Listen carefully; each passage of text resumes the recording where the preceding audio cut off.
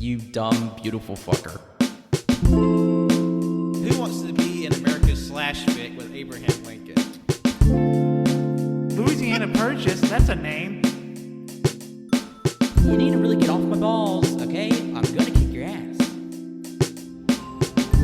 Also, why was Michelangelo so stinky? Ew.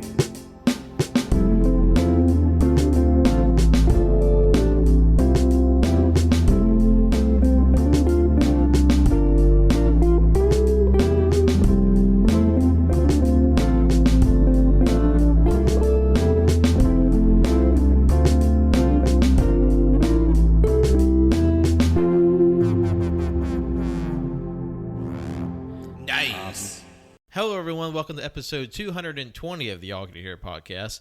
And joining me today is my canonical co-host. It's canon. And it's just me this time. Yeah, it's just canon to myself today. Jonathan's on vacation. Much deserved vacation. That's deserved. They work hard for the money. Oh, yes. Wenzel's celebrating their birthday. And Happy birthday, Wenzel. And we gave Colt the week off. Yeah. And you know what, Colt? You can have yourself a good old vacation, too. Yeah, he's got plenty of manga to catch up on because he's been buying a lot and he's been reading a lot. Also, a lot of what? A lot of what to catch up on? Oh, you mean mangoes? Oh, manga? Okay, yeah, I was just making sure. And just as well, because before we were getting ready to set up, Colt texted me and said the power went out at his place. So that would have been bad if we were recording and then just a third of the show just disappeared. And we may not have realized it for some time. I mean, as unfortunate as someone's power going out, I guess it's a good thing that we weren't recording when that happened with him on the horn, and we would have had, yeah, you're right, no idea. For like, Cole, have you been? What? What? Are you there? It's been like 35 minutes. We haven't heard shit from Cole. You know, he's been real quiet, and he's a quiet guy to begin with, and then he's just like, oh, he's been gone for an hour, and we're just to salvage that wreck of an episode. But no, that didn't happen. So it's just me and Cannon hanging out today. Our very first time of this matchup happening. Yeah.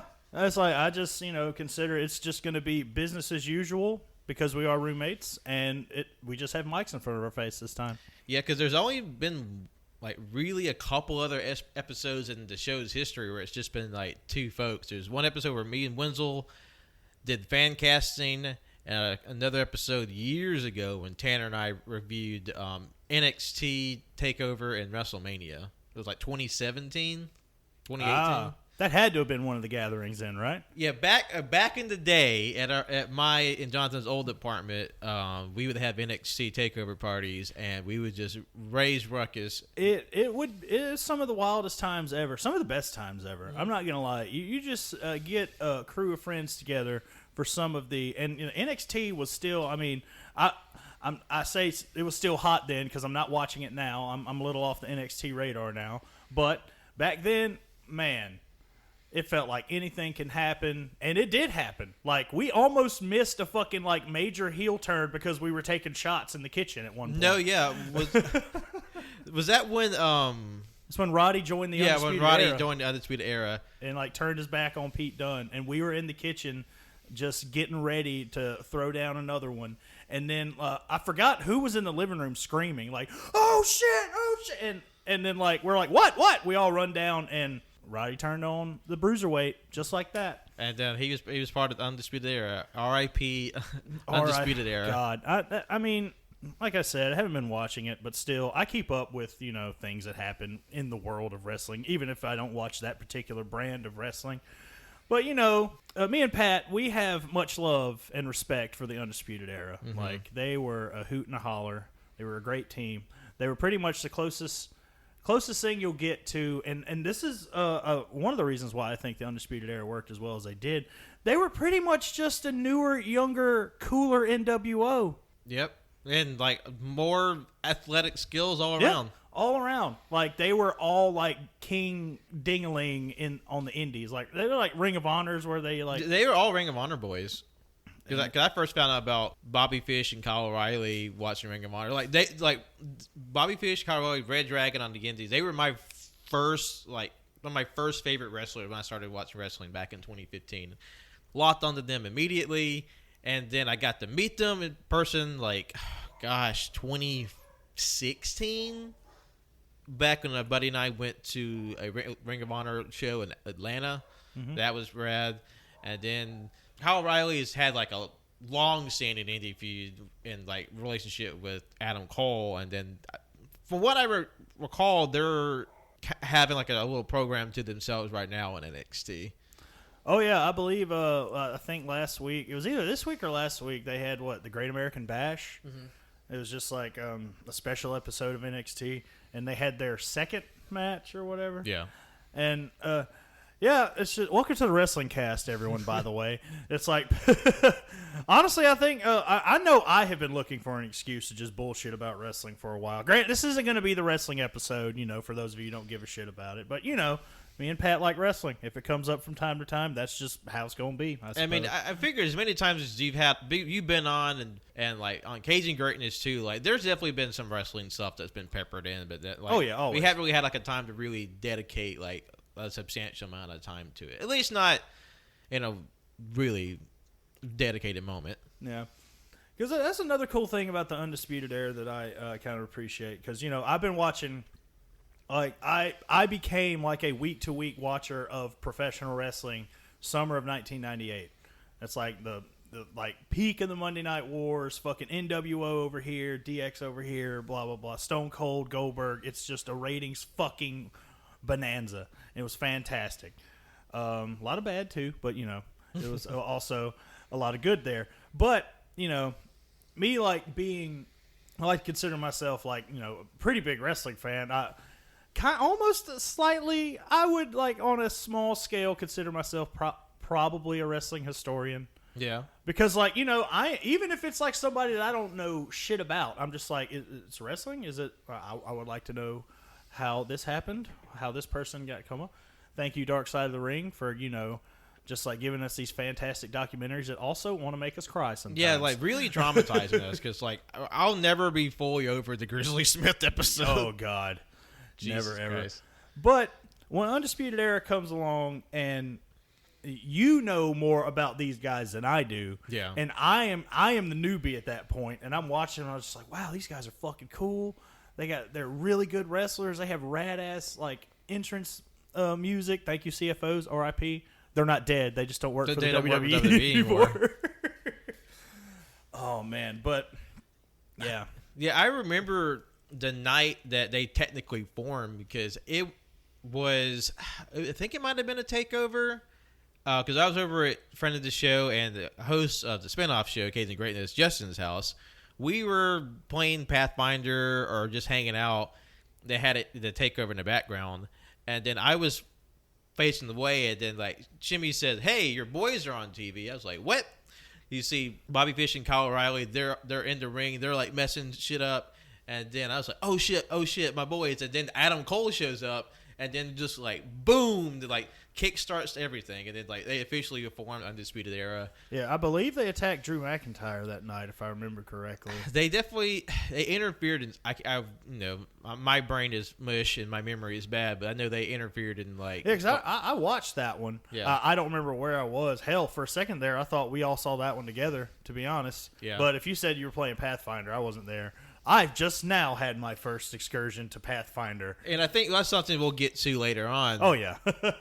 But, man, I just loved it. And it was a highlight that we got to see them live a few years back in Tennessee. Oh, man. The whole crew that time. Because my very first wrestling show was an NXT house show 3 or 4 years ago now. Yeah, it's been about at least 3 years. And that was in Birmingham, and Bobby Fish and Kyle O'Reilly were there. They were the NXT champs at the time. That was fucking cool. I got to see Aleister Black, well, then known as Aleister Black, wrestle FKA Aleister Black, and with a fucking stellar match against Buddy Murphy. Just you can't give a bigger chef's kiss for something like that. It was phenomenal. I got to see that with my face, and it was great. And then again, when you, myself, and Liz got to go see NXT in Mississippi, the whole fucking crew was there, and it was awesome. So like just to see like your favorites like live and in person, just like right there, it's like nothing beats that feeling. Yeah. Even though we didn't know, shit about him at the time, it took a NXT house show for me to cheer for Lars Sullivan, of all people. Yeah, Just because he was a big man slamming people around, and then he turned out to be a shithead. A shithead who did really embarrassing porn. Yeah. That was really funny. He was like, being like, well, if I remember correctly, he was being like, really like homophobic and like some bodybuilding message boards from like back in the day, and somebody dug up all those receipts. Yeah, like someone took the time to like go through these old like message boards and like, hey, you know that giant meat of a man? He said some wild shit back in the day. Check this shit out. And then 6 months later, come to find out, kind of did gay porn. Yeah. It's like, You're talking a lot of shit for someone who had a dick in his ass at one point. It's like, why? It was just like, man, bet you could have just deleted all that shit, hair bud. Internet remembers everything. Yep. Internet remembers everything. And if they don't remember, they will find some shit. So don't get too high and mighty, because someone will come up a few years down the line with the receipts, and you'll have to be cashing that check. Yeah. But, speaking of wrestling, again, I don't know how long we were going to be on the topic, but I did want to bring up the fact that I know it's a house favorite, at least majority-wise. Yeah. We mentioned him earlier. I saw this man put on a hell of a match against Buddy Murphy live in Birmingham, Alabama, and due to a clerical error on WWE's part, idiots, he has shown up. Tommy End is now #All Elite, but now referred to as Malachi Black. Malachi Black. It's going to be like a weird, I'm seeing it as like a Bray Wyatt situation, because Excalibur even said, oh, that's Tommy End, but that man right there, that is definitely not Tommy End. And then he's trying to explain to JR, it's Malachi Black. Yeah, they're doing the whole, from back in the day, Mick Foley, modern day, more like Bray Wyatt and The Fiend situation, kind of, sort of. I'm pretty sure, I wouldn't doubt it if this was leading up to what they were going to try to do in WWE, but didn't. And so now he'll have the opportunity to do whatever the fuck he wants. For those who don't know, Malachi Black, a.k.a. Tommy Yen, a.k.a. Aleister Black, he's this giant, Hungarian wrestler. He's from one of the Nordic lands. Yeah, I'm going to confirm. But basically, he's just very tall wrestler. He has a very stoic, mercurial disposition. Very quiet, covered in tattoos and satanic imagery. And he quickly became one of my favorites in NXT a few years ago. All right, I'm gonna butcher the hell out of this. Alkmaar, Netherlands is where he was born. It's the Netherlands. Yeah.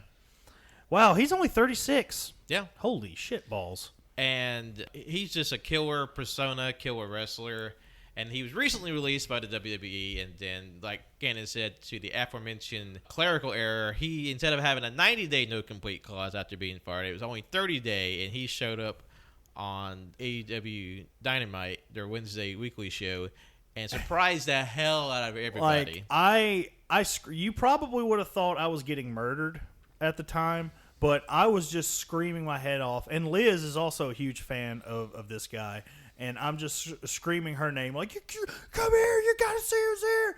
And it was great. It was also the first the first AEW Dynamite back on the road post COVID, I guess, if you want to call it that. I guess heavy quote post COVID. And plus, he did his signature move, the spinning back heel kick to fucking Arn Anderson, knocked his head clean off. Arn Anderson is an old man. For those of you who don't know, he used to be a wrestler, very old man now. And this 6'2" Netherlands man spun around with like a Chun-Li bird kick, knocked his head loose. I will say, at least in the current state, the modern day state of professional wrestling, this man has put on some of the best matches I've ever seen. And I'm very happy that he is with a promotion that we love and appreciate as much as we do. And we'll definitely do him better justice in the place where he came.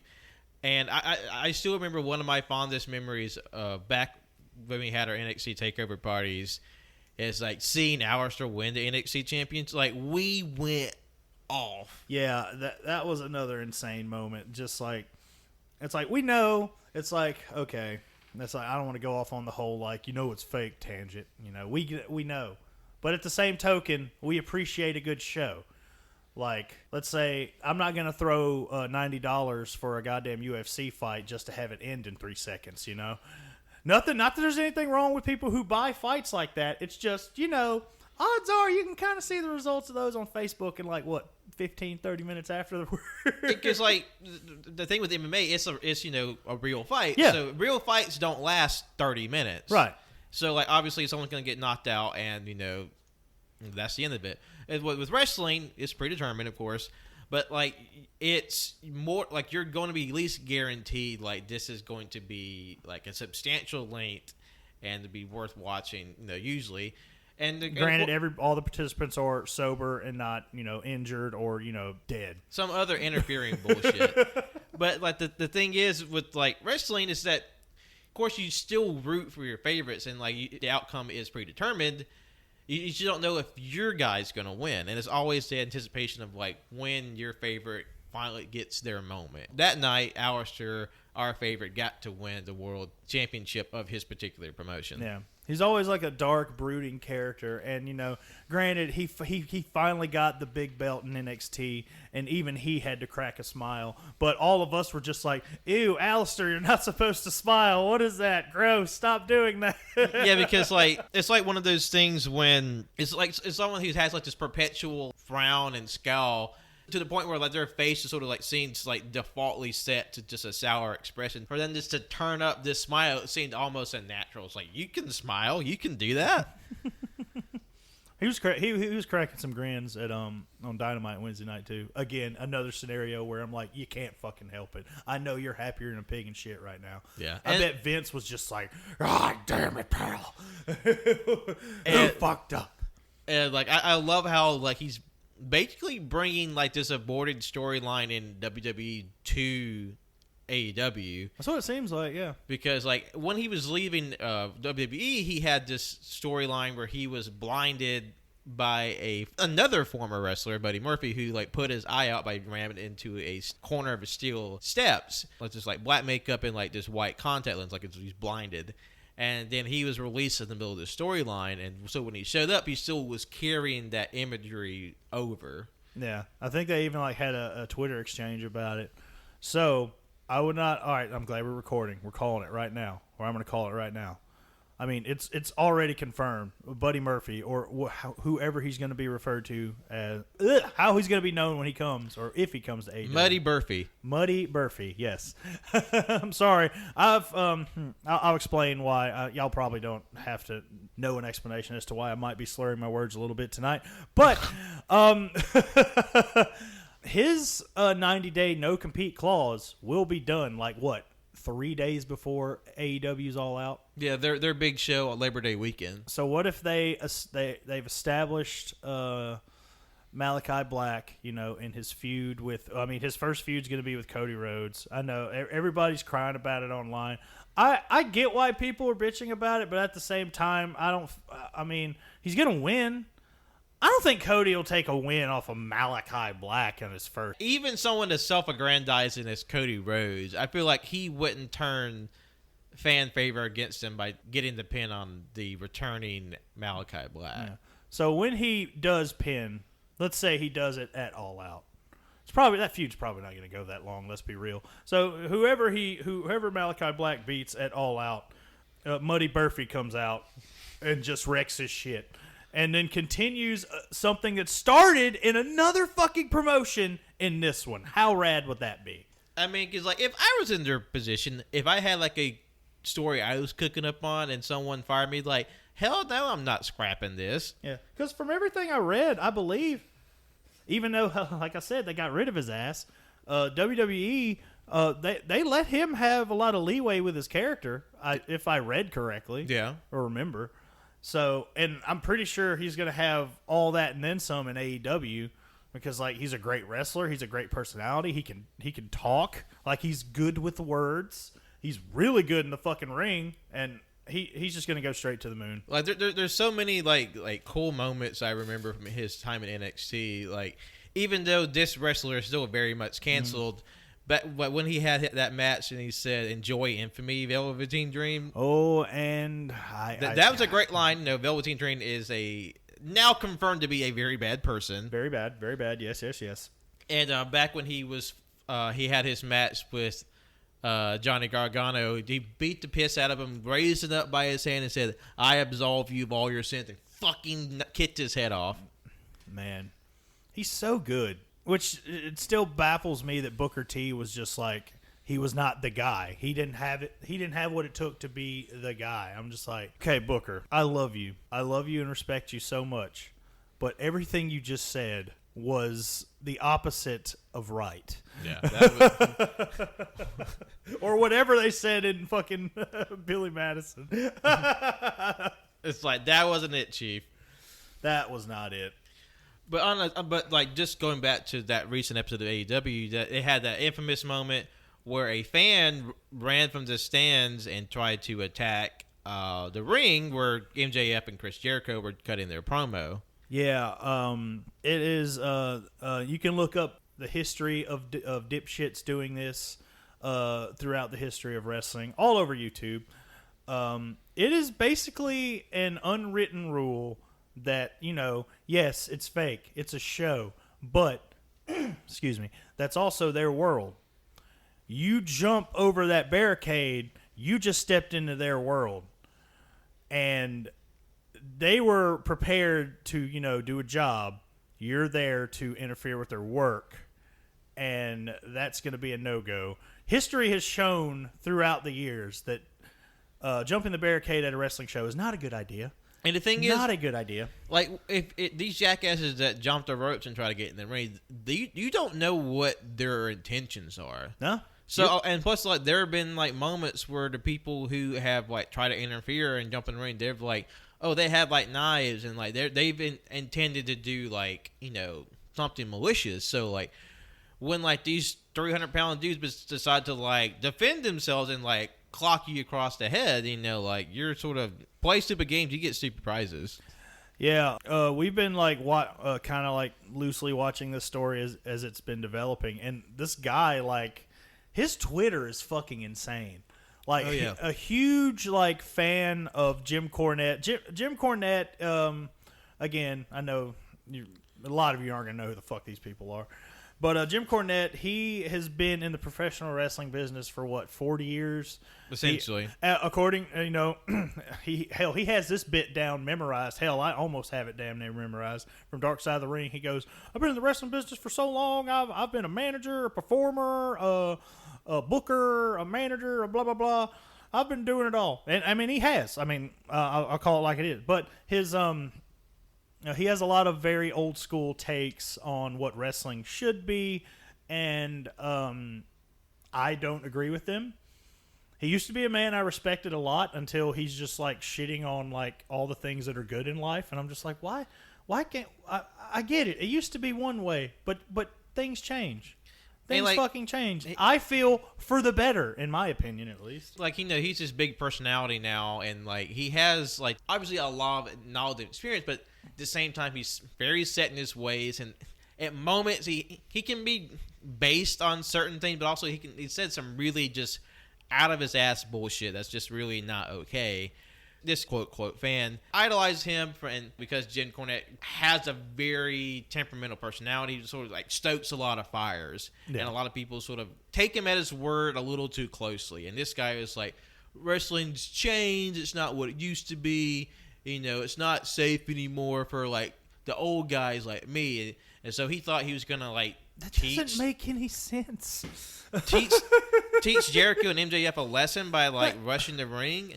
But security caught him, and certain fan cams were released on Twitter, and you see Jericho just like clock Justin him. Roberts got involved. You see him like yanking his ass off the fucking ramp. Yeah, like the ring announcer just like, hold up, dude, let me get one in. Yeah, man, hell yeah, man. When you piss off Justin Roberts, you fucked up.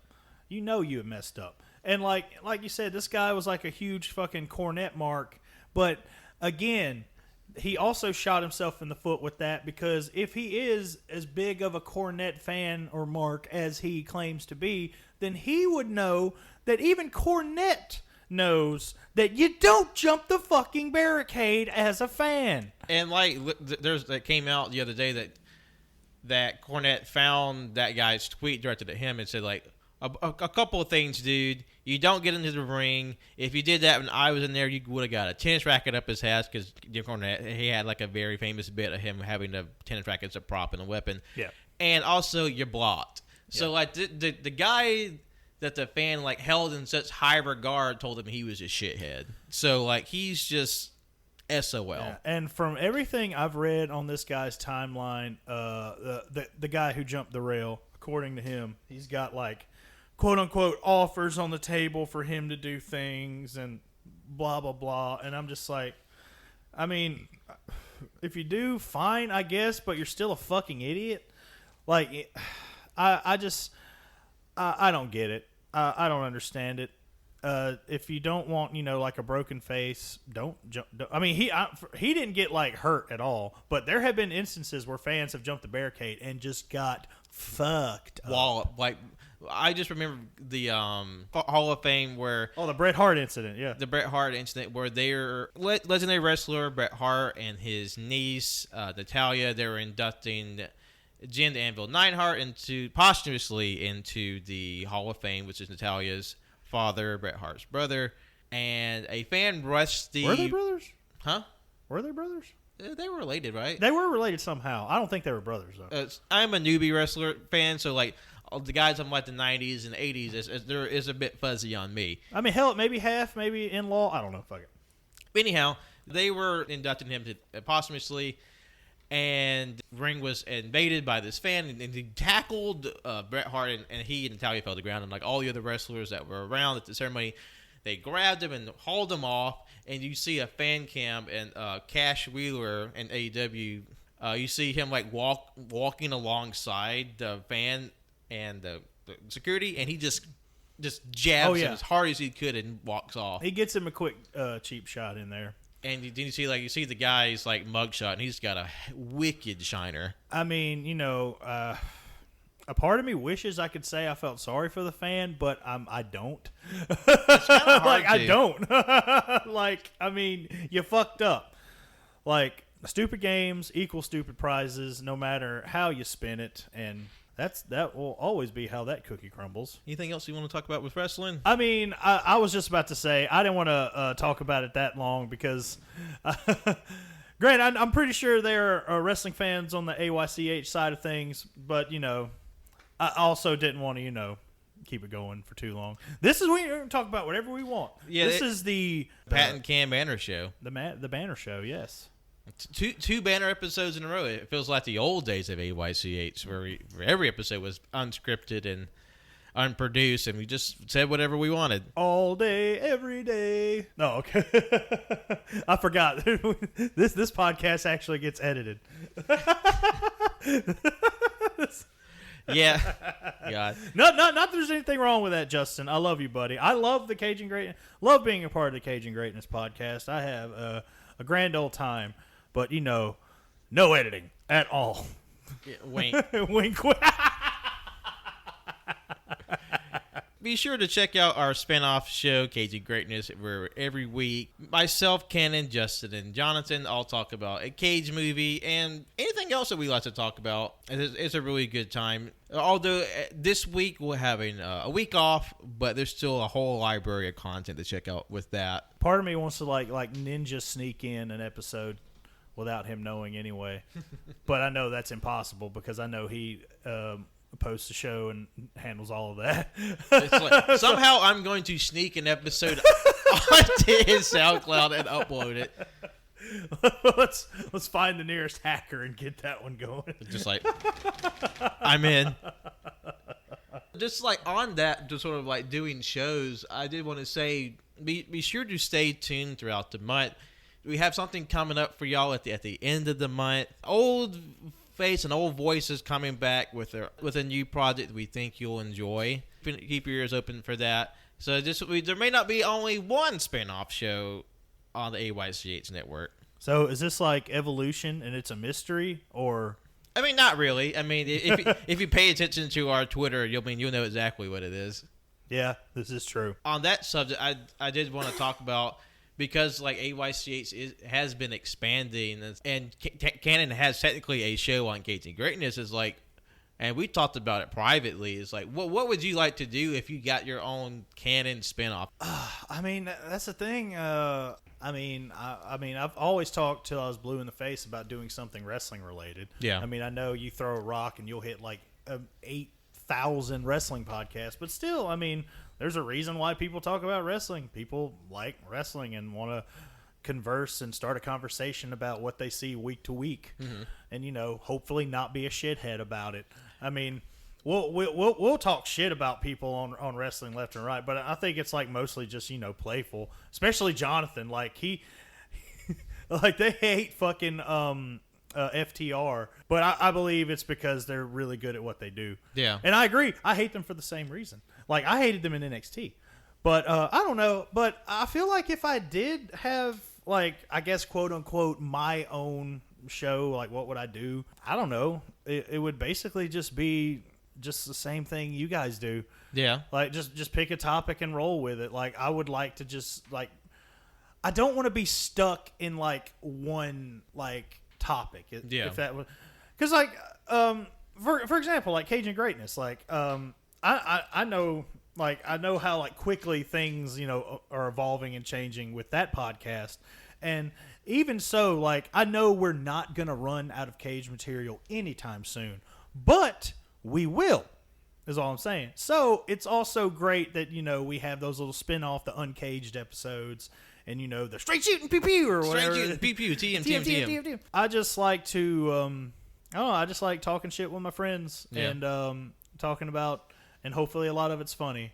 And then we send it out for the world, and hopefully they think it's funny. And we really appreciate y'all listening, because y'all have been very, very supportive, especially during the summer. Some of our best weeks throughout June, and we appreciate you listening like so much, and like for y'all to listen to Gauging Greatness. They're doing well over there, even though when I say there, and it's really just us. Like the Venn diagram is literally just exactly the same minus two people. We're like half the team right now.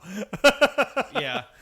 And I guess depending on who you ask, Justin, I am an official member of AYCH, even though I am not. Not that that's a bad thing. Yeah. I'm just saying, what would this be? Just to rustle even more jimmies. What's the number count? For me, at least. This is 23? Let me... I do keep attendance on... he keeps roll count for a fucking podcast. That's amazing. I really like looking at numbers. That's kind of I get that. I understand that. So it's really fun to look at sheets and diagrams and stuff like that. But technically, this episode would be your 24th episode as a guest. Okay. I was close. Because, like, I still feel kind of bad for, like, y'all's anniversary episode you had, and I showed up. And I was a trivia question, but me showing up on that episode made that question null and void. I mean, like, it was impromptu, so it didn't count, but, like, it was still a good bit. Yeah, it was funny. Now that things are sort of opening up, like, I definitely want to reach out to more people, and, fingers crossed that will happen, but I would love to be able to have, like, more of our usual crew back on. Like, I'd love to have, like, Mel and Trey and, like, Luke and Mac, who is the host of a, like, huge Star Wars podcast right now. His show is really blown up. Super proud of him. I would love to be on an episode involving Mac. That'd be great. So, and Mac's a swell guy. If you're into Star Wars and The Mandalorian and on Star Wars television, go check out Children of AYCH. They're doing great things right now. He and his co-host, like literally a top 10 like show on Apple Podcasts. Like it's incredible how much they've blown up. That's great. That is and fucking like fantastic. To what you're talking about earlier, sort of like having one subject and sticking to it. I do think that's part of our strength. A little bit to toot at our own horn at AYCH is that because our content is just so varied, we do whatever we want. And so, like, while it can be a little tricky to, like, think of a new thing every week, I mean, technically we plan out, like, a few months in advance, but even still, just to come up with, like, an idea from the ground up. You do have a certain security when you do, like, a subjected show like Star Wars or something, you always have like something you can pull from. At the same time, you kind of run the risk of like maybe getting burned out on that subject. Yeah, it's very true. I know that's kind of what happened with me with and the thing was I didn't really necessarily get burned out on it. It was a podcast I used to listen to all the time. The Going in Raw podcast. Yeah. it's a wrestling podcast. Mainly focuses. I mean, they focus on all wrestling, especially now that AEW's a thing, but specifically just all WWE stuff because there's so much WWE to cover. And since I didn't watch WWE anymore, as much as it hurt me, I was just like, I don't have a reason to listen anymore. And I don't know if that makes me a shitty person or not, but I mean, I love Steven Larson. Like, I Yeah. still talk to Steve all the time. He has turned his. It used to be called Friendoville. He has a channel. Cheap plug here. It's called Wrestle Juice. Does like little wrestling tidbits here or there, and they're funny. Go check them out. But I don't know. I just just kind of fell off on the wrestling show because I just didn't watch the product that they were covering for the most part. I mean, there's nothing wrong with that. I mean, I think technically you could have still listened to it just for like hear their conversation and to like do that. But like that happens with everything. Like there's a bunch of stuff that I listen to, like, and still subscribe to, and just don't really pick up as much. But like I listen to the New Day podcast. Still love the hell out of New Day. It's just like because I'm not really focused on WWE right now. With that comes like I'm not focused on like as much of those as like the performer. I still really love and respect all my favorites. Yeah. That's like me. Like a lot of the podcasts that I used to listen to, like every episode of. Here lately, it's mostly, all right, let me see what the topic's about. And if it's something I'm interested in, I'll listen to it.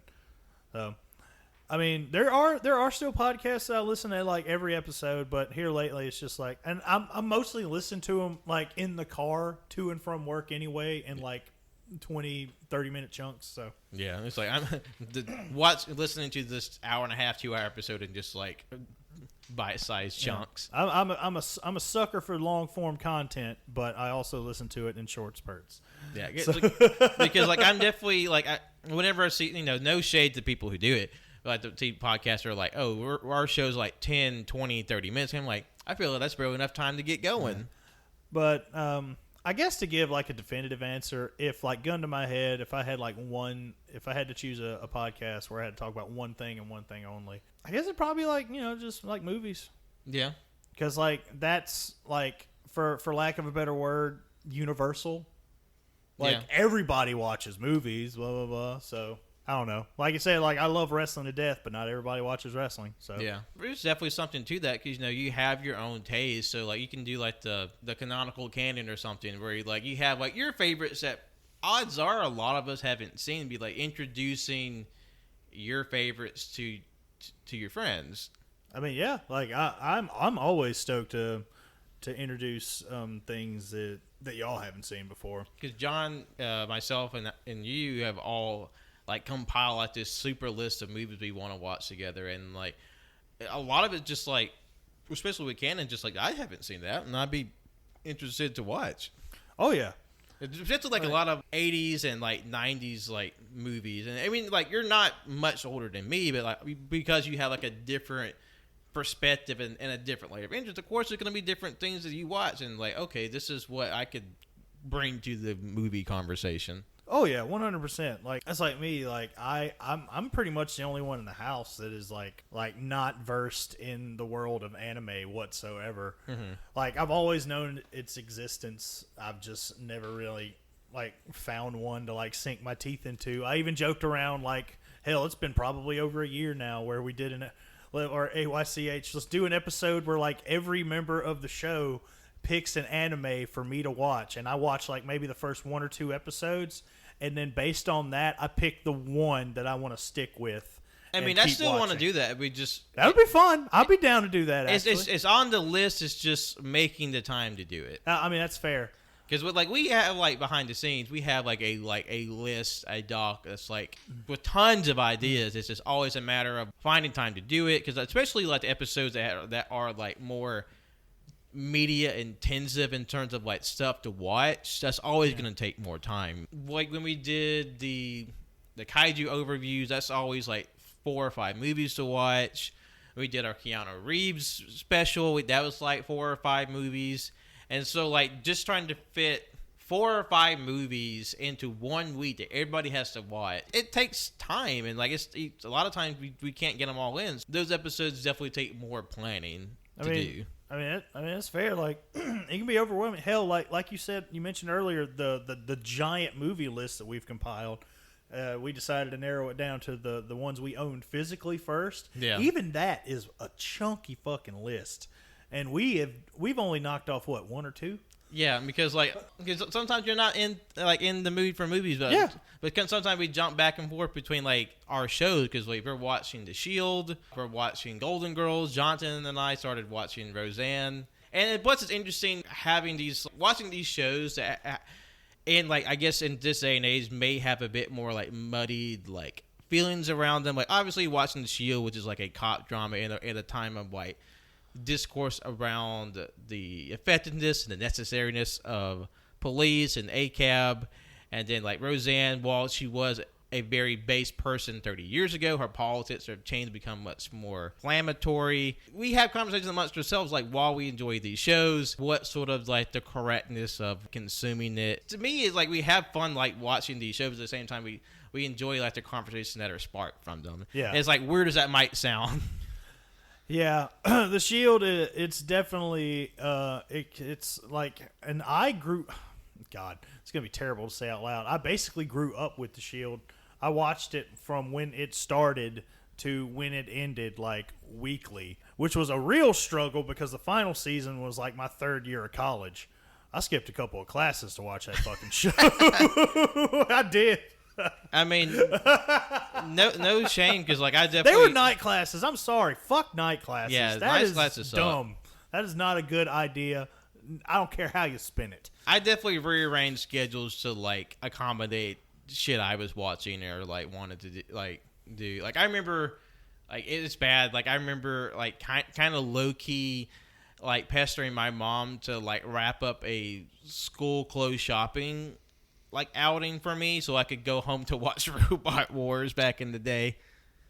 I don't know if you ever watched Robot Wars. Was that one on Comedy Central where they were in like that glass cage and they had like robots, like one-on-one robot fights? I don't know if it was on Comedy Central. I think I watched it on like Sci-Fi or like Spike TV. But basically, yeah, it was like, you know, they have like the one-on-one robot fights that have like pickaxes and little flippers. Yeah, man, God, I feel like not downplaying it by saying it was on Comedy Central, but I feel like Comedy Central had that as well in some form or fashion. Maybe. I mean, I don't know. I know what show you're talking about though. Yes.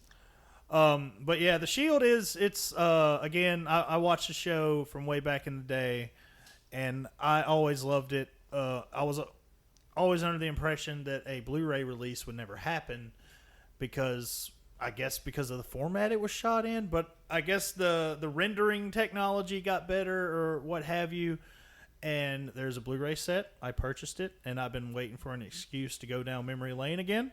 This very dark and brooding stroll down memory lane, but I'm still having a blast, and I'm really anxious to go through these last few seasons because, again, I was also, when the seasons were coming out on physical DVD, I would buy them, and I got up to season 4. So seasons 1 through 4 were the ones that I'd seen multiple times. We are now getting into territory that I've only seen the one time. Yeah. So I remember the least on these seasons. Yeah, we definitely talked about maybe like having like a extended conversation on the show because we spent so much time like watching it, and we thought it'd be interesting to have a conversation about it because like obviously you have like the show itself, and then you dealing with your own sort of politics and the politics outside the world. Like obviously, like the Twitter is a percent of a percent of the people who like think and feel things. There's this sort of greater awareness in the world of like, you know, police brutality and police corruption and just like the general bad things police do. And yeah, ACAB, all cops are bastards, and it's like, wow, this cop show is sure is entertaining to watch. You sort of grapple with that morality. It's like, is that really? Then you wonder, is this really a thing to like worry about? Because it's a show, it's fake, and obviously being a white person, you are divorced from sort of like the problems that are people who are immediately faced by police violence. Yeah. So like there's this whole like swirling maelstrom of white thoughts that begin to go on in your head when you're watching certain shows in a environment with like more conscious political ideas. And I think that, to me, that's interesting. Yeah, I do agree. It is one of those instances where like you kind of just gonna have to like separate, what's going on with the real world with what's happening in the show, and with today's climate, what's happening on the show. It's rough. I'm not gonna lie, it's a little rough. But damn it, when it comes to as far as like cop drama goes, and I've seen a lot of them in my day, this one I guess has always been my favorite. Being a first-time viewer, it's been a very entertaining ride to go from. And, like, obviously, it's very outlandish in a lot of regards. But in some forms, it is, I would think, a good lens to show how sort of, like, there is, like, this inherent, like, abuse of power in police forces and how people with good intentions are led down dark paths in sort of the very like destructive nature in the police. Yeah, Pat is way better at describing things like that than I am. I'm glad. No, it's like I see everything that you do. I'm just shit at explaining it the way you do. Oh man, yeah, but there. I'm not gonna lie. There are a couple of things that are about to happen here in the future that I am not ready for. And whenever we get there, well, we shall see. I know how Jonathan, when they're like, "Hey, you want to watch something?" He's like, "I'm in the mood for something a little light." I kind of take that as code for we're not fucking watching The Shield tonight. I mean, no, there's some heavy shit in The Shield. Oh yeah, I'm not denying that at all. I understand completely. I'm not gonna lie. Starting off fresh with the Golden Girls has been fun as hell, and I want to continue on that adventure. No, Golden Girls has been fun, and like just and to have like the juxtaposition of watching Golden Girls like this show from like the 80s, early 90s, and you have Roseanne also from a different time period, from started in the 90s and going into the late 90s. How the two are very different, but still like they're still enjoyable in their own aspects. Yeah. Because like Golden Girls, it feels a bit more like the old style of like sitcoms. It feels very sort of a little maybe unnatural is not the right word, but it feels like this doesn't feel quite like how people talk and behave. And Roseanne does feel more natural and sort of like Golden Girls is definitely the more quirky of the two. Yeah, I would say, if that's the right word to use. I mean, granted, I grew up watching the Golden Girls with my mother, and like. And I never like started fresh like from the beginning. I mean, was I alive when the show was still pumping out new episodes? Yes, but I was like a baby, so I'm pretty sure I was catching a lot of those in syndication. Because I remember like Lifetime would show like Golden Girl reruns, Designing Women reruns. Oh God, designing another one. My mom and I would I was in the room. She'd watch it, but. I would like always like pay attention to Golden Girls, but again, never starting from the beginning.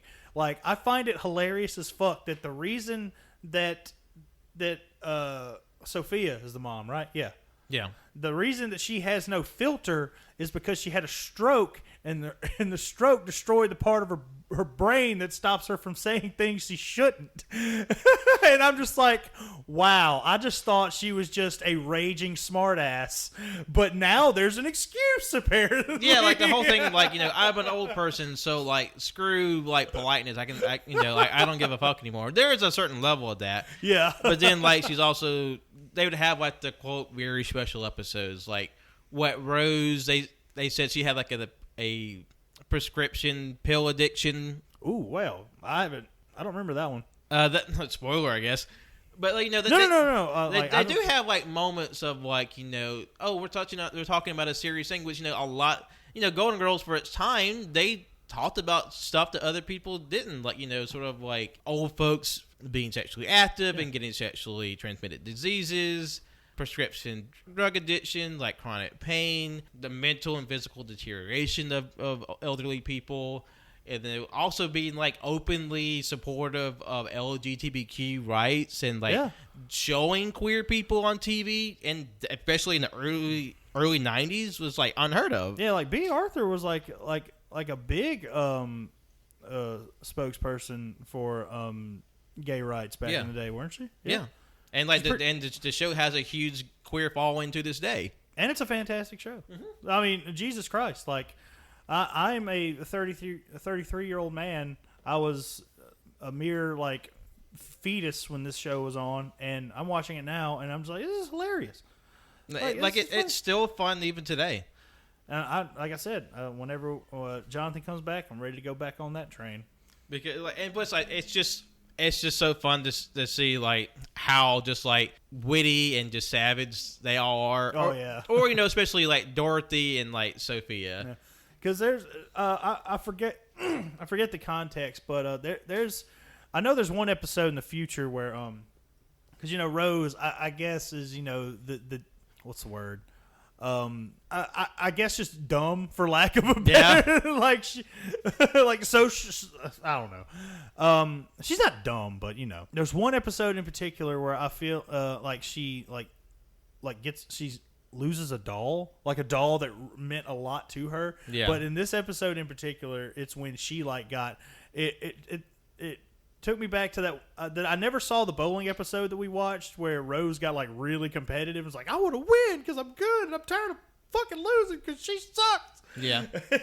And then in this episode, this little girl had the doll or whatever, and she was like, oh, but I'm a little girl, I want the doll. And she was just like, I want my damn doll back. She just gets mean. I'm like, hell yeah, get your doll back there, Rose. and plus, we were talking, Don and I, were how there's stuff that comes out in the third or fourth episode of the Golden Girls. You would think me in the middle of the second season or some shit, just drama gravitas. What was it? Dorothy, her grown children were having it was either Dorothy or Blanche. One of them, adult children, are having this marital spat, and their grandchild comes to stay with them, and then he talks about I think that was Blanche's grandson, I think. Yeah, his parents weren't paying attention to him because they're having basically a divorce, and so he goes off and does little criminal shit, and it's him finding the support he needs from them because he's not getting it at home. Just shit, this is the fourth goddamn episode. Yeah, they're 3 episodes deep, and it's just man, I'm about to cry. What the fuck?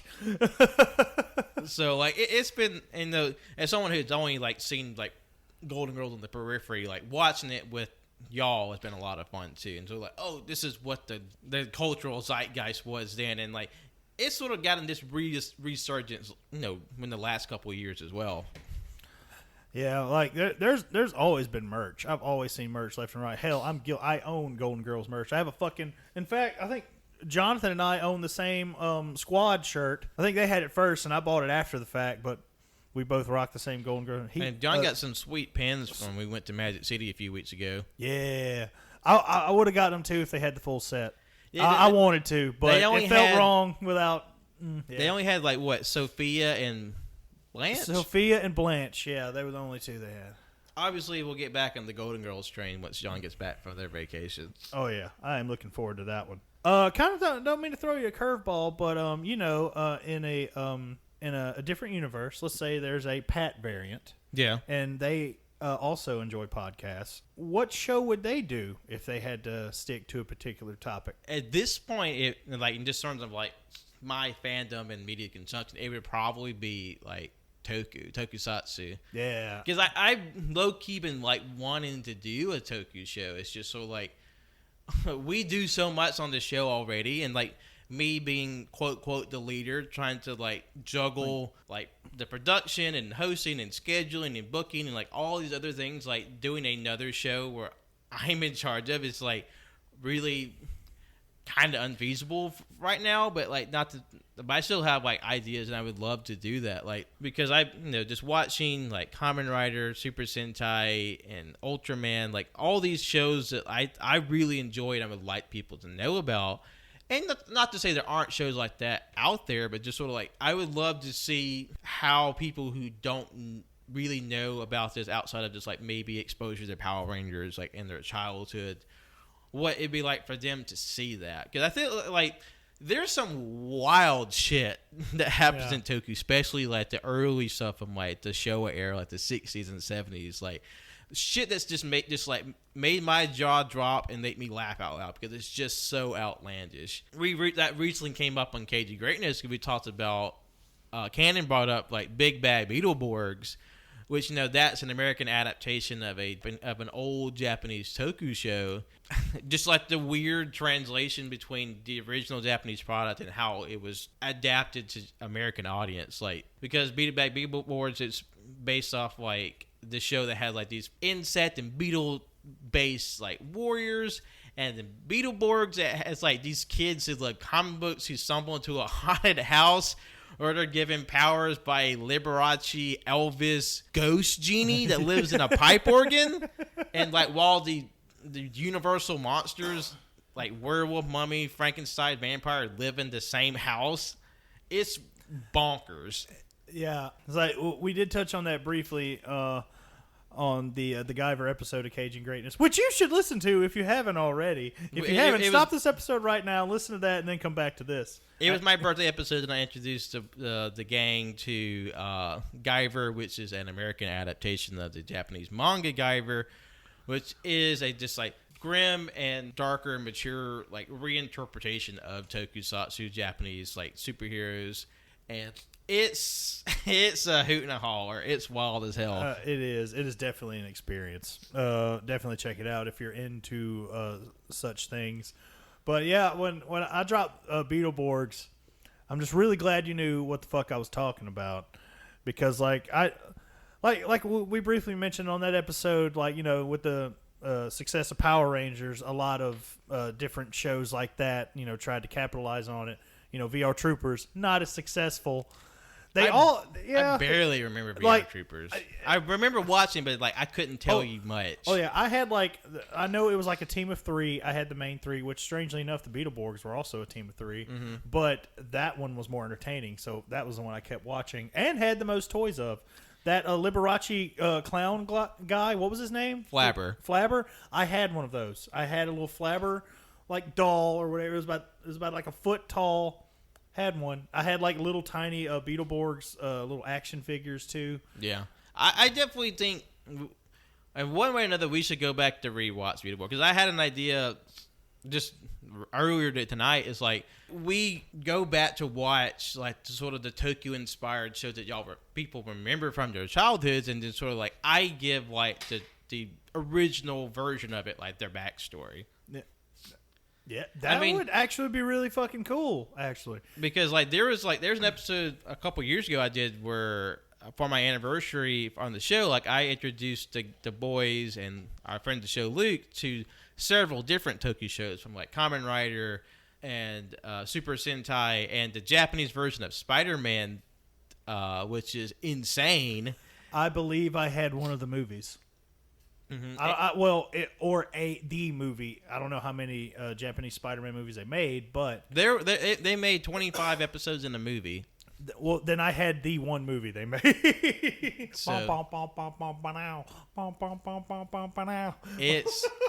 It's something else. That is like one fucking little piece of music that'll never escape my brain somehow. That's just like one of my chief fandoms, like tokusatsu, and seeing different ones sort of get into it has been very gratifying, because a friend of the show, Mac, like he came to me one day early in the year. It's like, hey, I want to learn about Toku. So I gave him my sort of TED talk, and he's been like watching stuff on his own, and just sort of like, it kind of feels a little nice to be like, oh, I have like a subject that people come to me about, because like, I don't know, it feels like, oh, there's one thing that I specify on that people can come to me and like I can inform them on. Honestly enough, today, the day recording, July 10th, Wenzel's birthday, is also Ultraman Day.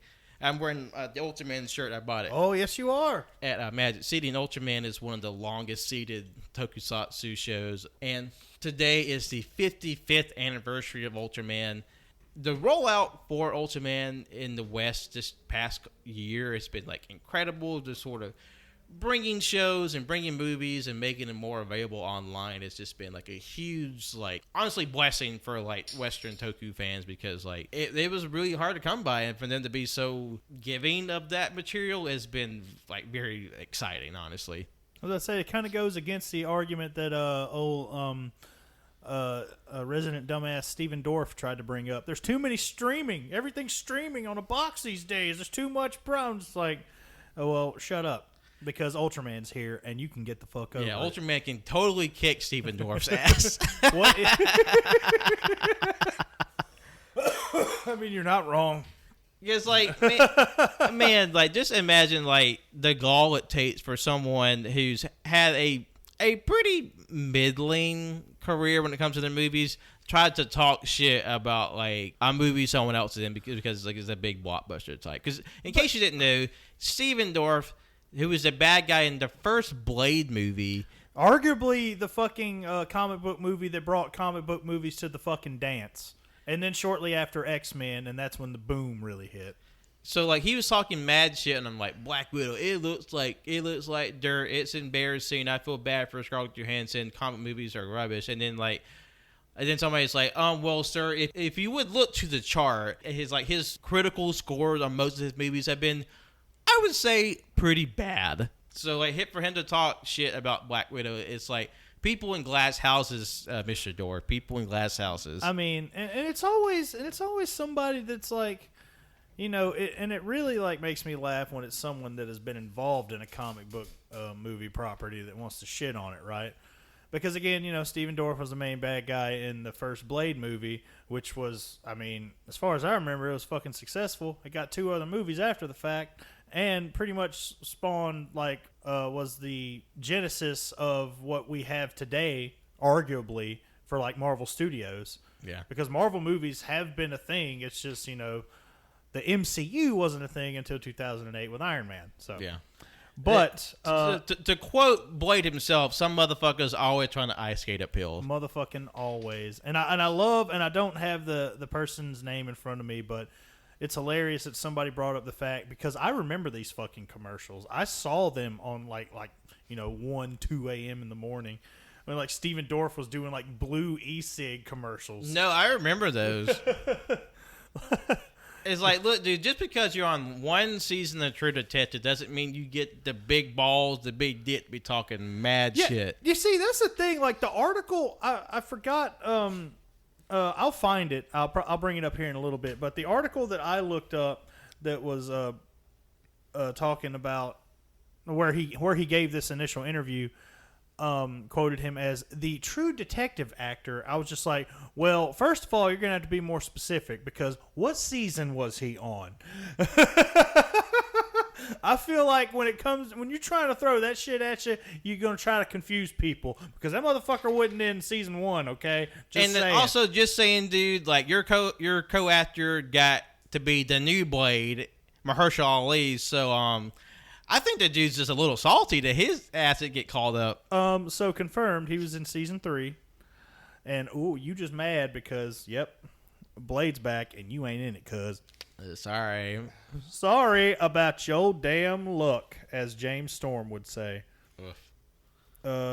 It was the Hollywood Reporter. Yeah, that was the website. That was the interview he gave. What a real douche there, bud. I wonder if he's still smoking blue e-cigs. No one's smoking blue e-cigs. Do blue e-cigs even still exist? I'm saying that as a vapor. Like he has like just boxes and boxes of blue e-cigs at the house, and he's just like, I don't know what to do with these. He's just like 6 in his mouth. He's just puffing through. I am having trouble telling you. I'm having trouble thinking of anything that I've seen him in other than the first Blade movie. I know he's been in things, but I haven't seen them. God, what was that thing that I think someone put in our Cajun Greatness chat, that he's like, comic movies are dumb, and then it's like some stupid comic book like spoof movie almost. Yeah, because like him and like Eddie Griffith was in this like dime store movie. Like it doesn't look good. I'm in so many chats that I don't remember which one it's in. Fuck, I don't know. But yeah, he was in something stupid He was in a lot of things stupid because his Rotten Tomatoes, there's green all up and down his scores. You're not in the movie. You can't talk about him. Fuck you. That's not how this works. Mr. Dorff, you might want to take a seat. Yeah. And, like, honestly, as someone who's seen Black Widow within 24 hours of this recording... Oh, that's right. I keep forgetting. You saw it recently. It's a solid movie. Like, you know, it's good. Like, I do want to see it. And granted, if I do see it, it's going to have to be in theaters because it's, as of right now, cheaper than giving Disney Plus $30 more after already giving them however much you're paying for it a month. But that being said, if I don't see it in theaters, I can just wait a couple months till I can just watch it on regular Disney Plus. But and also I would care more if, I don't know, her character was still alive in the MCU. yeah. But, you know, it's also like, I mean, no disrespect to the character or anything. It's just like when it comes to MCU movies, kind of like low on the totem pole for me. I mean, at this stage, should have made this movie a long time ago. But, yeah, yes. But, like, for what the movie is, it's solid. You know, it gives us... How is David Harbour? David Harbour he's a hoot and a because holler. if I want to see this movie... And I hope he's great in it. Like he's definitely like the funny man of the show. But yeah, he's really good. Florence Pugh, like she's definitely a MVP of the movie. Really, she plays the Black Widow's sister. Oh, okay. She's a lot of fun, and I will say, without going into spoilers, Black Widow, it definitely feels and looks a lot different than the typical Marvel movie. Like, you know, Marvel has a certain house style, and like to the point that it's definitely gotten sort of criticism for it. But I think ever since the success of Thor Ragnarok, they're sort of like loosening the grip on sort of the MCU house style and really letting the specific directors give their flavor to it. Because for me, you can tell right away there's something different about the way it's done. Yeah. In terms of like aesthetics, in terms of like direction and photography. You see, now I'm getting excited. Now I want to see this movie.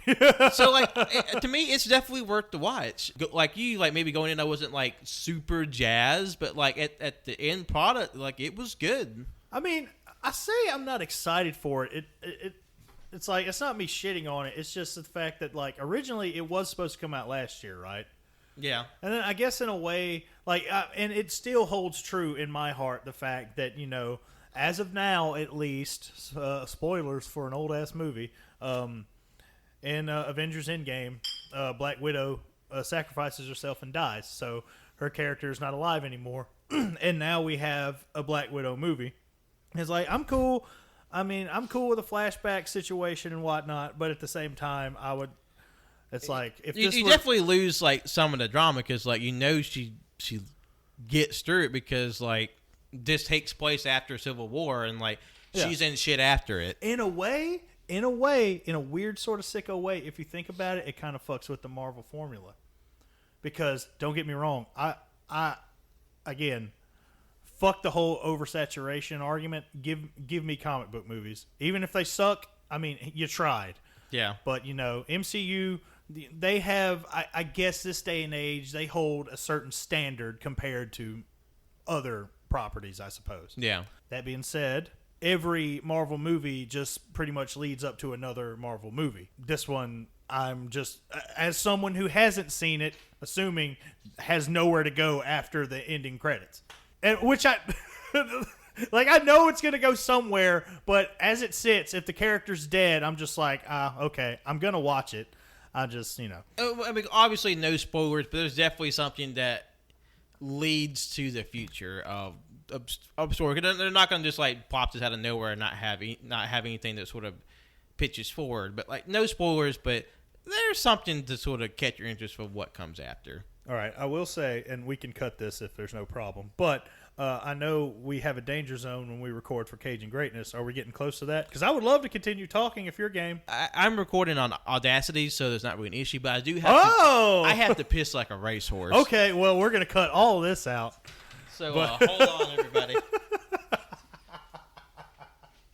Hey, everybody.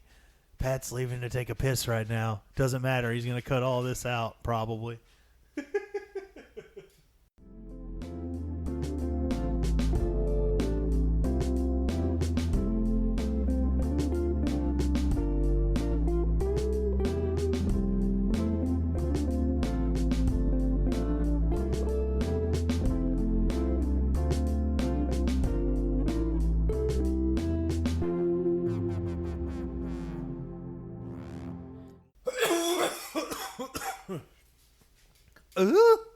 damn, I got the emphysema.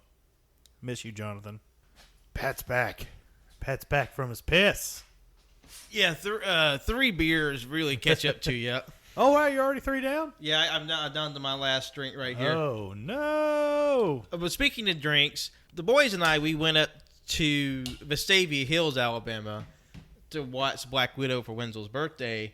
And Tanner's been bragging on this movie theater for months now, because like the Prime Theater, basically like they're like their big fancy theater block you go into. It's got reclining seats, heated seats, vibration, indoor dining. Like they will bring the food to your seat. Fuck off! That's insane. And as I discovered, they have an open bar. Yeah, I saw the Snapchat. Full-blown, fully fucking stocked bar. Like, how do they bring the food, though? It's normally dark when you're in a movie theater. With them, like, they have, like, your seat number, so they know, like, this is A, B, C, D, whatever. What if you're, like, in the middle of the goddamn theater? Like, what if it's a packed house, and some poor fucking attendant has to come down there and give you your goddamn steak tartare? Well, we all ate out at a sushi restaurant nearby, so we didn't have to experience that. Yeah. But I'm sure they have like a system for it. What if they have like a drone that just like lands your fucking like steak and potatoes? That'd be some funny shit. You want some A1? It's like your lobster, sir. It's like Lobsters. it's just like a claw game, just like drops it. Oh my god! You know what? Fuck it. If they did that, I'm going. Let's go. And like that. I will say it looked like they had some pretty good drinks, although it seemed a little much. Of course, movie theater pricing is always a little gouged. But Oh God, how much is a movie theater alcoholic beverage? I think their cheapest drink was $11.50 for one of their cocktails. I mean, it looked good. Drink was $11.50. But then like I spent $20 on the ticket because I ordered it online and to be in that special theater, and I spent about $30+ on dinner. Yeah. So like. I was kind of like, you know what? Maybe I don't need a $12 drink. Although I do kind of regret not ordering a White Russian for the Black Widow movie. Oh yeah. And I was like, you know what? Next time. But story while I was waiting up at the bar, just sort of to see, like there is I'm gonna call this dude out, I guess. There was a dude. He was getting like 4 drinks from him and his wife.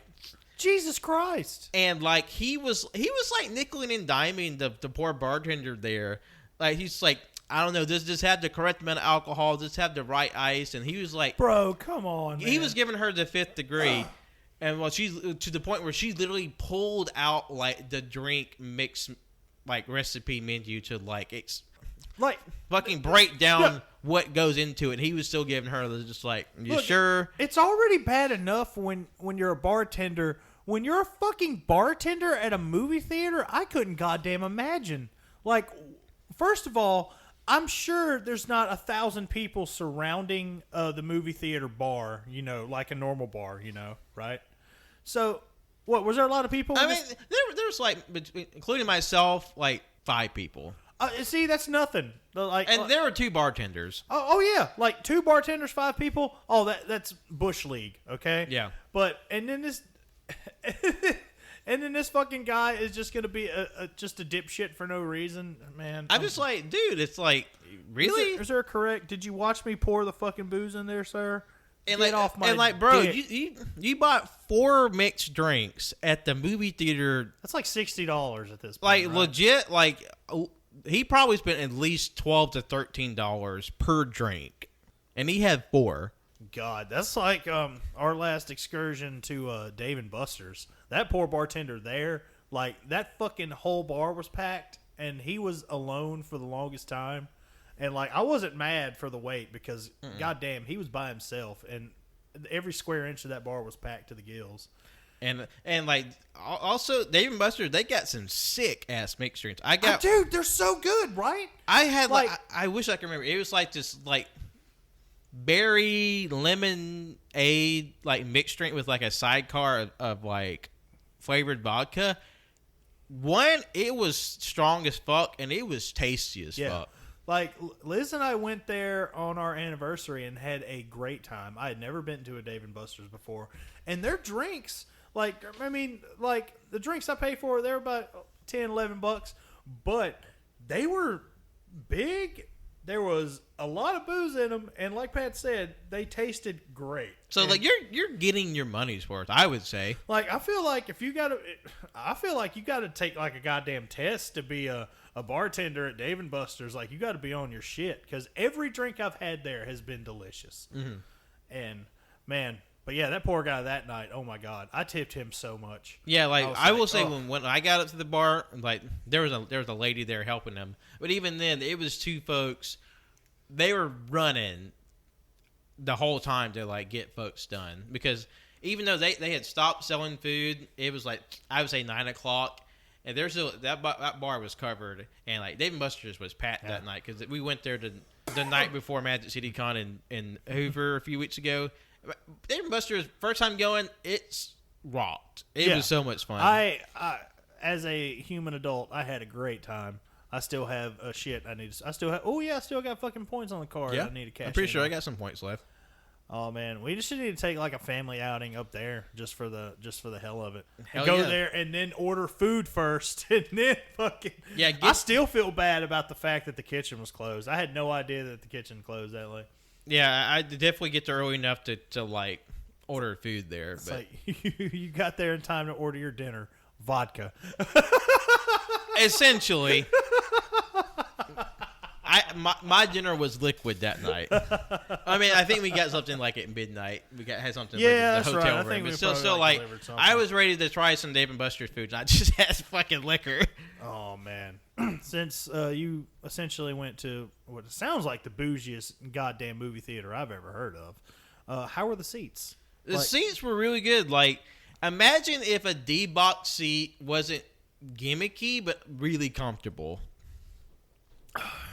See, I don't know. Like, I've had one D-box experience, and it was like when I just moved here. I've been here about, I guess, 5 years now. Yeah. Like, creeping up on right at the 5-year anniversary, actually, of me being in T-Town or the Alabama area. And X-Men Apocalypse was out. Oof. Yeah, that movie. And my dad decided that, I mean, granted, you know, he fronted the bill. I'll give him that. But he goes, you know what? You've never done a D-Box. I want you to experience D-Box. So I will pay for your ticket to see X-Men Apocalypse in D-Box. And then, and they, sat in the seats, right behind me. Lucky enough, the D-Box are assigned seats, essentially. You have to sit in the seat that you pay for. So I'm sitting there, and they're right behind me. And, at one point, the seat, doesn't move like it's supposed to. Yeah. I made sure, I turned it up all the way. I don't know if it was, my keys or something I did, a movement I made. I don't care what movie theater seat it is. I'm going to move around. Yeah. I'm going to wiggle around. I guess I'm just a constantly uncomfortable motherfucker. That's just me. Because I roll around in bed, too. That's just a thing I do until I finally just conk out. Yeah. But, anyway, my dad had noticed that my chair wasn't moving for the longest time, and then he taps me on the shoulder and goes, "Hey, turn your chair up." I was like, it is up. He goes, "You're not moving." I'm like, "Oh shit, you're right, I'm not moving." I feel like the D-Box gimmick would probably work for something I don't know, maybe a Fast and Furious movie, or maybe that gimmicky ass Hardcore Henry movie that came out not too long ago, which I'm not gonna lie, I still kind of want to see. I haven't seen that. I feel like I may have missed a train on watching that in D-Box in an IMAX situation or something. It's the throwback cinema, but it's not the movies from the 50s and 60s. It's just this throwaway movie from the early 2010s. There's an old ass movie from the 60s called Hardcore Henry. I hope it's not porn. But we know how at the movie theater they will have here's North by Northwest. Here's a classic. Oh yeah, here's Hardcore Henry on the 15th. Come see us. Yeah, ain't it nostalgic? But yeah, I was just you know what? This seems like a waste of money. I just want to it's already expensive enough to go see a fucking movie. I don't want my seat to move around on occasion while I do it. I mean, it's funny how in both of our entrances, the only time that we saw a movie in D-Box was a not really good movie. Oh, what was your D-Box experience? The only D-Box movie I watched was Brick Mansions. the fucking Paul Walker movie. Yeah, it's like one of Paul Walker's last movies. It's like the parkour movie, and I mean, did it at least make sense with the parkour parts? not really. It just felt like It felt like I was sitting on a cell phone that was vibrating the whole time. See, so it's like, so you know what? D-Box is just a waste of money. Don't do it. Get rid of those and make normal seating so you can probably fit more people in there. But the seats at the Vestavia Hills one, like, they were super comfy. You can like raise recline, seat warmers and shit. You can raise them up. You can recline. Like, I was pretty comfy. I mean, and like I had a belly full of sushi. Like, I could have fallen asleep. I believe Tanner did fall asleep for a bit. I glanced over and like his ass is sawing logs. I know it. Just but like out. I've passed out in a movie before. I mean, I never have, but I know folks that like paid full price for the movie and slept through all of it. Well, I didn't sleep through all of it. I mean, granted, there have been a few occasions where I've been to the movies and like kind of dozed off here or there. But there's like one movie. I was still in high school. It was like it was the second Bourne movie, The Bourne Supremacy, and I was just snoozing. I can't tell you fuck all about that movie. I'm pretty sure I slept through the whole goddamn thing. And like, was it because the movie just wasn't interesting to you, or you were just dog ass tired? I mean, maybe a little of both. From what I remember, the second one's like not regarded as the best at all. I've only seen the first one multiple times. I still haven't seen the third one. Yeah, I think the first one's the only one I know I've seen. There's a couple of I don't know. I think I was dragged to a goddamn Harry Potter midnight release one time. Not that I have anything against Harry Potter. It's just I would have rather have like seen it like not at midnight. Yeah. At a theater that was like an hour away when I had shit to do the next day. But yeah, I was really tired on that one too. But yeah, I don't know. Like, yeah, movies are movies. Yeah, that was one of the like bullshittery topics that I had written down because like initially this was like, have we talked about what this was supposed to be tonight?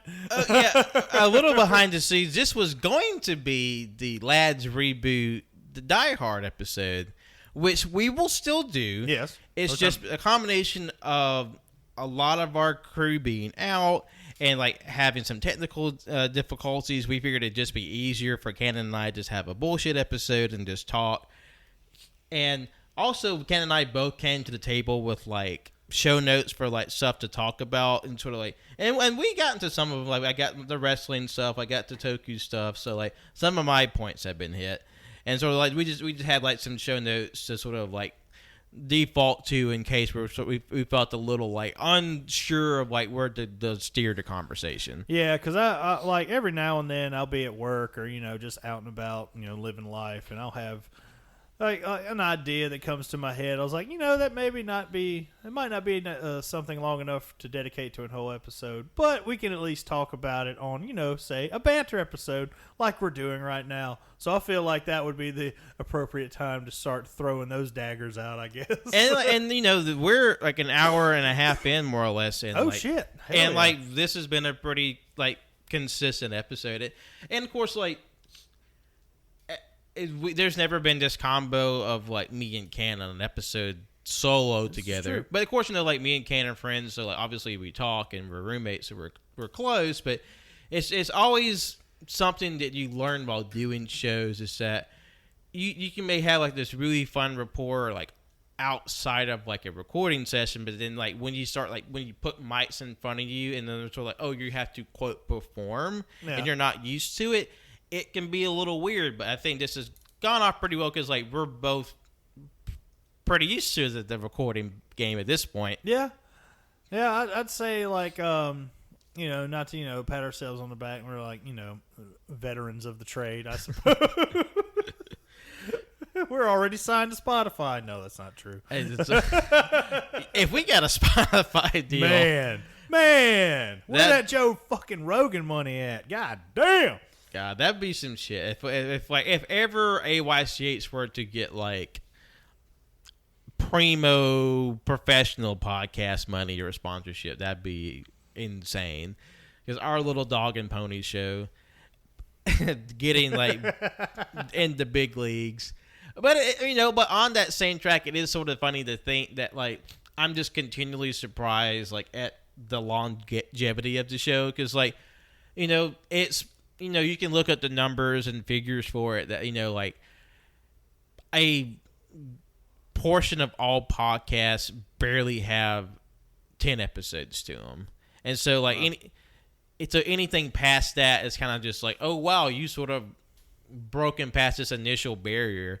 And like we said it several times, we'll probably say it several times more, is that like here we are 270 plus episodes total on just AYCH, never mind like our spin-off show and future shows.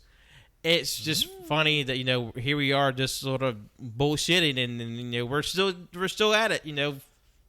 We just had our 4-year anniversary. Go check out that episode again. Well, thank you. And we couldn't have done it without the listeners and, of course, Cannon and all of our friends who support us and like who contribute to the show. And like it's just a continual source of just like holy shit, and just sort of this huge like just sort of like kind of like injection to the heart that we've gotten recently in terms of like our listenership. Is kind of like, fuck, where does this come from? Knock on wood, but like it's been really sort of like gratifying to have like this summer be very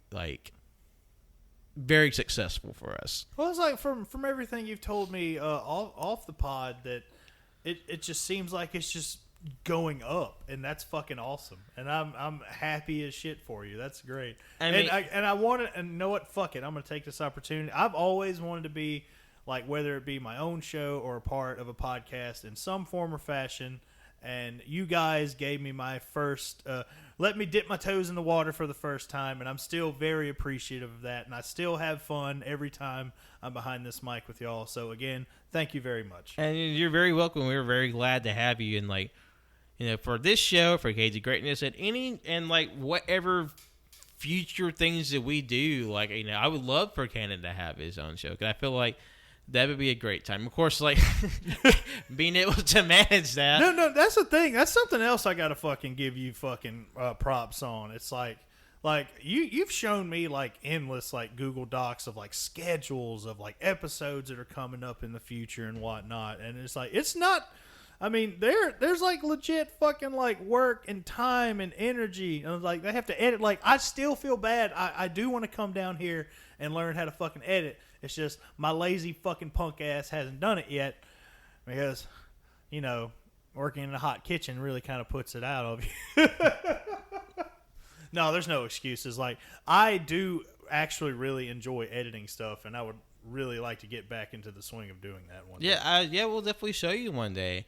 And I mean, like, just sort of getting, I guess, on the subject, like, behind the scenes, like, I mean, I have a big calendar in my room where I had planned out, not just like not me personally planning, but like our schedule for the main show, AYCH, the schedule for Cage and Greatness, and then like when the shows come out, when we're recording the future episodes. So let's say, do you and Captain Shimmy work on that schedule together? Cage and Greatness one. For Cage and Greatness, yeah, me and Justin, we both sort of work on that schedule together. Because, Justin's, like, the lead, but I'm, like, essentially the co-captain of that. Yeah. Because, like, I'm more or less in the tip of the pyramid. He told me that, like, y'all sit down and work that out. And, again, kudos the hell and back for y'all. Because I know, like, sometimes, shit changes, and we'll wiggle some, changes here and there with that schedule. And I mean, like, literally, I'm, like, right now I'm trying to finagle, like, the end of the month because we have a big, fun episode that we've been wanting to do for a while that we were going to record on the last Saturday of the month, but like I have some work stuff that I'm trying to like reconcile, so I don't know if we'll be able to do that weekend. Sort of just like learning to adjust on the fly and like plan well in advance. It's just it's a skill I've developed with the show. I was about to say, because all of us have fucking day jobs too. Like, we're not getting paid. Like, we've been doing this for 4 years for free on our own dime. And, and, like, it's more or less a job that we don't get paid to do, but we do it because we enjoy it that much. Yeah, it's fun. Like, I love this shit. Like I said, like I had my own. I mean, I still have a YouTube channel. It was, I guess, I burnt myself out on that because I'm gonna chalk that one up to the fact that I was literally doing everything on my phone. Mm-hmm. I was shooting the video. I paid like $10 or $15 for some like pretty good video editing software for a mobile device, and I was cutting all my shit together that way. But at the same time, I was also doing it all on my phone, and I would have much preferred to have like a computer in my face to do all that. So it was just getting very tedious at times to like, I was like literally getting like styluses to like move on the screen to like get like pinpoint accuracy on my cuts and whatnot. And, but yeah, I'd probably still be doing it if I had, I guess, quote unquote, the right gear. Because I had access to a computer, but the computer in question was pretty shitty and couldn't handle like video editing software. So I was just editing the shit on my phone and then uploading it to YouTube through my phone and then going back and cutting thumbnails and editing my description and titles and shit and hashtags and whatnot on a computer after the fact. No, like it's a very labor intensive process if you're being like this sort of quote content creator and it's all like on a single device. Like I'm very grateful that, you know, our friend Cody, former co-host, they gave us like a pretty much a state of the art computer with a monitor. So like for us to do our recording on, and you know all of our gear is here. Because like, I was editing the show for a while on my laptop, and it would crash fairly often. So like I would lose progress. So like be able to edit the show without fear of the computer conking out is a huge blessing. And having Jonathan, we tag in and tag out with editing, so it's a very intensive process to edit. You know, and like audio editing is one thing, video editing is a whole other animal. And for me and Jonathan to sort of carry that together, it's been a huge like blessing because like doing it on my own, it was a grind. It was really wearing me thin on top of all my other duties. So like for him and I to like, because Jonathan's essentially my co-captain for AYCH. Yeah. Because like he and I, we really talked the most about what to do, and not to say that Colt Wenzel aren't included. Just like we live together, so obviously they're the most person I'm in most contact with about it. It's like this is essentially the headquarters of the show anyway. I mean, it is. I mean, for all shows, well, most of the shows at this point, all the shows on the network, and then like everything involved with these AYCHs, it comes out of the art house. You know, where all of the things that we do is born here. Yeah. I mean, even back at the like at our old apartment, like our place was always like where everybody came to have a party. Everybody came to hang out. We were just like the center of the galaxy when it comes to like social events and like art events, and like even more so now that like our sort of activities have grown ever more since then. Yeah. It's like everything just keeps growing, getting bigger, better, stronger, faster. Harder, better, faster, stronger. Yeah, or whatever fucking Kanye said in that song, I guess. Colt is hot right now. No, I know that was like Daft Punk, but then like Kanye did. I say that as someone who I don't like Kanye. That's just me. But you know, that's a whole other argument on a show that it's not this one. Man. Wait, why is Cole hot right now? Because like you said, that was Kanye, but that was like you didn't say Daft Punk. Oh yeah, like I knew it was Daft Punk, but I was just a bit. It's like retroactively a bit because I don't like Kanye West. So it doesn't make sense in hindsight. All right. Well, I think that'll about do us for today's episode. It's been great shooting the shit with Cannon. You know, straight shooting. Straight shooting with Cannon, pew pew, but no TM because that's a Cajun greatness bit. No, I'm kidding. Pew pew, TM. But it's been a great time. I really enjoyed, talking with Ken. Of course, Ken's one of my best friends. He's my roommate, and like I love him to death. So like, be able to have like a one-on-one talk with Ken here on the show, like officially, it's been a lot of fun. And we hope you enjoyed. Just like this new perspective, this new lineup of hosts. AYCH is always doing something different, and it's sort of like to have a moment.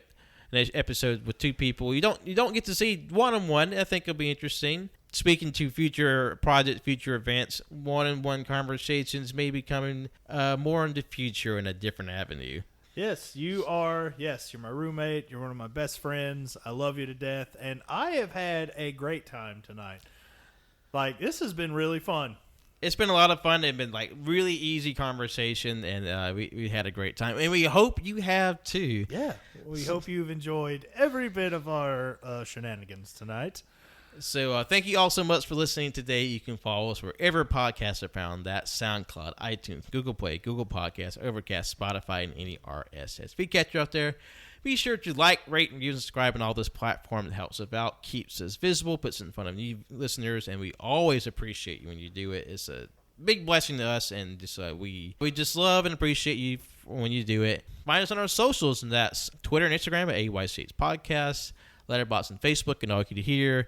Twitch at twitch.tv/AllYouCanHear, and YouTube as well, which is also at AllYouCanHear. Follow us on our sister show, Cage and Greatness, on all those platforms where we talk about Nicolas Cage movies. That's hosted by Justin, a.k.a. Captain Shimmy, and your pals, Cannon, Patrick, and Jonathan, and all this sort of the other bullshit that we get into over there. It's a great time. We hope you check that out. And lastly, you can follow me, Patrick, on Twitter, Instagram, and Letterboxd at John Lost His Name, my art on Facebook at John Lost His Name Art.